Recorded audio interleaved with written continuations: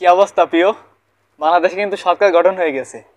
সরকার কিন্তু এই মুহূর্তে ঘোষণা দিতেছে যারা এই কয়েকদিনে দেশের ভিতরে বিভিন্ন রকম সম্পদ নষ্ট করছেন, মানুষের জীবনের মানহানি করছেন, তাদের কিন্তু বিচার করা হবে। কিন্তু প্রিয়, এই যে বর্তমান বাংলাদেশের অর্থনৈতিক অবস্থা কিন্তু খুবই খারাপ। প্রবাসীদের বাজার বলা হচ্ছে আপনারা অর্থ বাংলাদেশে পাঠান, রেমিটেন্স পাঠান, কিন্তু এখানে যেসব দেশপ্রেমিক সন্তানরা, যেসব দেশকে ভালোবাসা সন্তানরা দেশের লক্ষ লক্ষ কোটি কোটি টাকা দেশের বাইরে পাচার করেছে, তাদেরকে আগে জব্দ করতে হবে প্রিয়।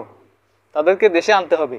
দেশে আনার পরে আমরা এক কাজ করলাম, সবাই মিলে তাকে হারুন হোটেলে নিয়ে গেলাম, হারুন বা আঙ্কেলের ভাতের হোটেলে নিয়ে গেলাম। 3-4টে খোলা বাস, মানে উপরে ছাদ খোলা বাস ব্যবস্থা করলাম। 2টা বাস, একটা থাকবে ছেলে, সামনে থাকবে মেয়েরা, পিছনে থাকবে ছেলেরা, মাঝখানে এই যে দেশপ্রেমিক যেসব বড় ভাইয়েরা যারা দেশের সম্পদ বাইরে পাচার করেছে তাদেরকে ওই মাঝখানে রেখে আমরা সামনে দিয়ে তাদেরকে দৌড়তে দৌড়তে নিয়ে গেলাম। আর এদিকে হারুন আঙ্কেলের কাছে ফোন করে বলে দিলাম, হারুন আঙ্কেল আপনি পদ্মা নদী থেকে কয়েকটা পদ্মা ইলিশের মাছ ধরে ছোট্ট ছোট্ট কুচি কুচি কুচি করে কাটিয়ে তার সাথে কিছু এই যে মরিচ, তারপরে কাঁচা ঝাল, তারপরে পেঁয়াজ বেশি বেশি করে দিয়ে পুরো পুরো করে ভাজি করে সুন্দর করে রেখে দেন।